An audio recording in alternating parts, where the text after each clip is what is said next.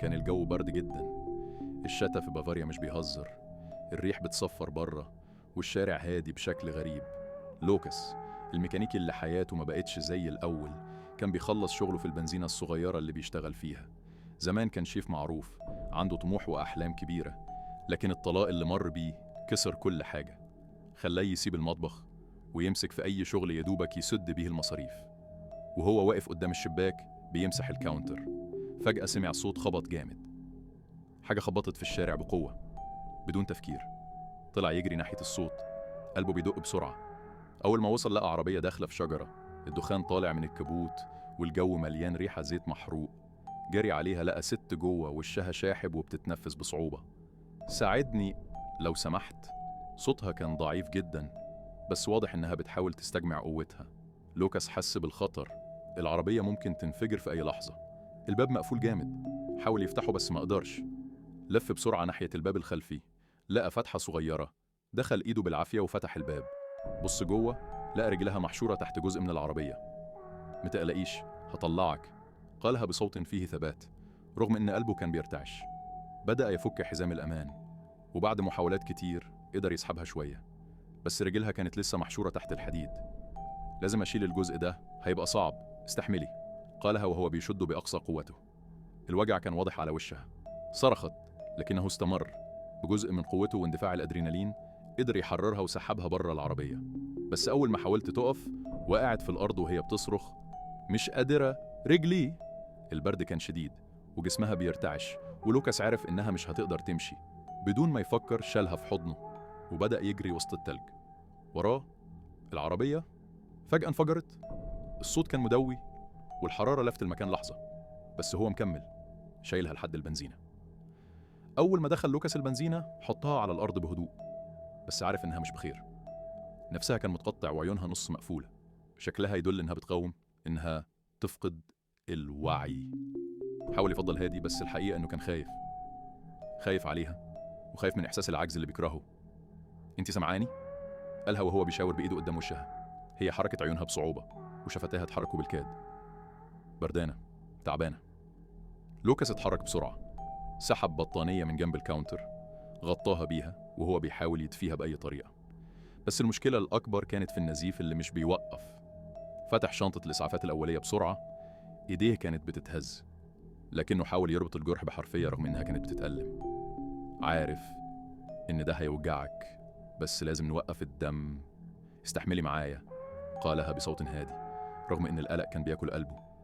أول ما بدأ يربط الجرح شهكت من الوجع، جسمها اتشنج بس ما قدرتش حتى تصرخ كويس. عيونها كانت مغمضة، دموعها بتنزل بهدوء وكأنها فاقدة القدرة على المقاومة.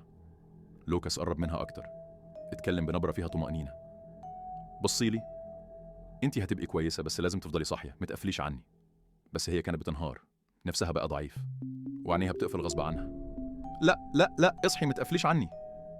صوت لوكاس كان مليان توتر، قلبه كان بيدق بسرعة وهو بيحاول يفضل مسيطر على الوضع. سحب الموبايل بسرعة واتصل بالإسعاف. صوته كان متقطع وهو بيتكلم. في حادثة، بنت مصابة، بتنزف كتير، لازم تيجوا بسرعة. الموظف في الإسعاف رد بهدوء.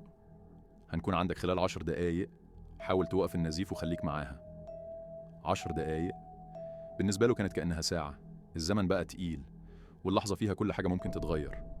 بص للبنت اللي كانت بين الحياة والموت وحس بحاجة غريبة، مش مجرد خوف عليها ولا بس شعور بالمسؤولية. كان إحساس إن اللحظة دي هتفضل محفورة جواه، وإنه مهما حصل عمره ما هينساها. لكن هل هتلحقها الإسعاف في الوقت المناسب ولا الوقت هيكون ضدهم؟ لوكاس كان قاعد في صالة الانتظار في المستشفى، حاسس إن الوقت مش بيعدي. رجله بتتهز بعصبية وعينيه مش ثابتة على حاجة معينة. من إمتى آخر مرة اهتم بحياة حد بالشكل ده؟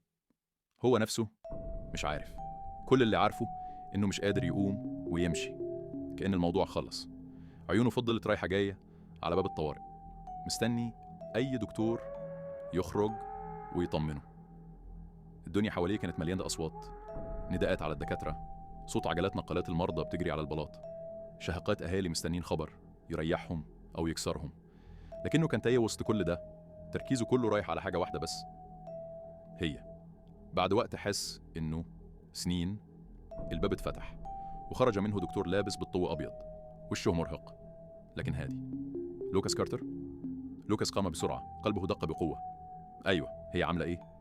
الدكتور ابتسم ابتسامة صغيرة وقال: الحمد لله النزيف واقف، ورجلها هتحتاج وقت عشان تتعافى، بس هي كويسة دلوقتي الحمد لله.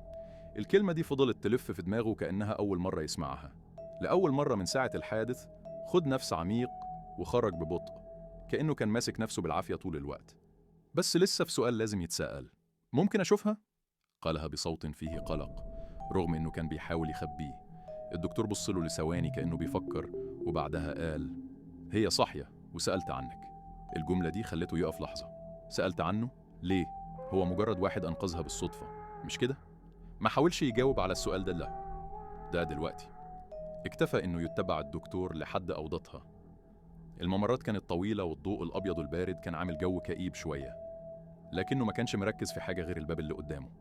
أخيراً الدكتور فتح الباب وقال: اتفضل. لوكاس دخل ببطء وعينه وقعت عليها. كانت نايمة على السرير، رجلها متعلقة في الجبس ووشها لسه شاحب لكنه هادي. أول ما شافته ابتسمت ابتسامة ضعيفة وقالت بصوت واهي: رجعت. هو وقف للحظة وبعدها ابتسم هو كمان وقال: طبعاً ما كنتش هسيبك. الباب كان لسه مفتوح، بس لوكاس حس إن اللحظة دي ما ينفعش يتشاركها مع حد. وقف جنب السرير، بص لها كأنه بيحاول يفهم هي مين وليه هو هنا أصلاً. هي أخدت نفس صغير وقالت: أنت مين؟ السؤال كان بسيط لكنه خلاه يفكر لحظة قبل ما يرد. لوكاس كارتر، شغال في البنزينة اللي جنب مكان الحادث. عينيها توسعت شوية بدهشة. بنزينة؟ هو ضحك بخفة وقال: عارف، مش متوقع صح؟ هي ابتسمت لكن قبل ما ترد الباب اتفتح تاني والمفاجأة دخلت من الباب. قبل ما ترد عليه الباب اتفتح فجأة ودخل منه راجل كبير في السن لابس بدلة سودة شيك، وهالته كلها كانت بتصرخ سلطة ونفوذ. كان عنده كاريزما تخلي أي حد يقف تلقائيا بمجرد ما يشوفه. عيونه راحت على البنت الأول وبعدها على لوكاس اللي كان واقف مستغرب. بابا، قالتها البنت بصوت فيه مفاجأة وارتياح. لوكاس فهم كل حاجة في اللحظة دي. البنت دي مش مجرد شخص عادي، ده أكيد حد مهم. حس إنه واقف في المكان الغلط لكنه كان عارف إنه لازم يكمل المشهد للآخر. الراجل قرب من السرير، مسك إيد بنته بلطف وبعدها لف عينه على لوكاس. وقف لحظة كأنه بيقيمه وبعدها مد إيده وقال بصوت واثق: أنا ريتشارد ويستبروك، والد إيميلي. إيميلي أخيراً عرف اسمها. صافحه بسرعة وقال باختصار: لوكاس كارتر. ريتشارد ساب إيد لوكاس وبصله بنظرة ثابتة فيها حاجة مش مفهومة، مش نظرة حد بيشكر شخص أنقذ بنته، كان فيها نوع من التقييم كأنه بيدرسه.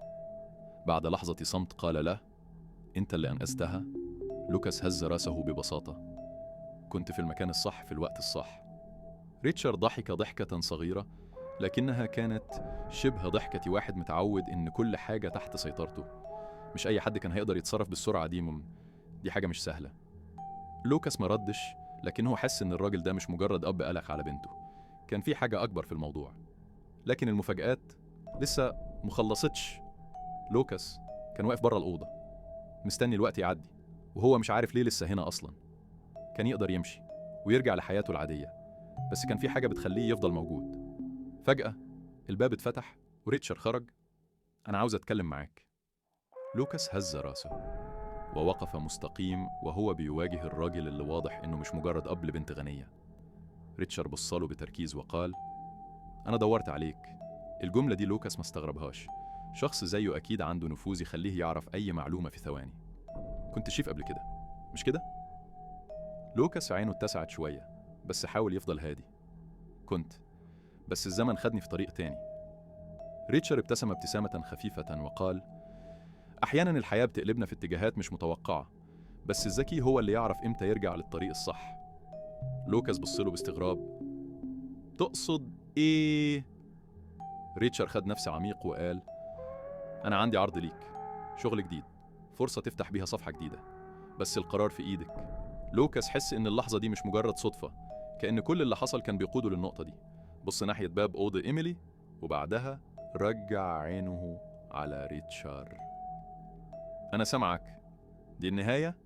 لا، يمكن تكون مجرد البداية لو عجبتك تابعني. سلام.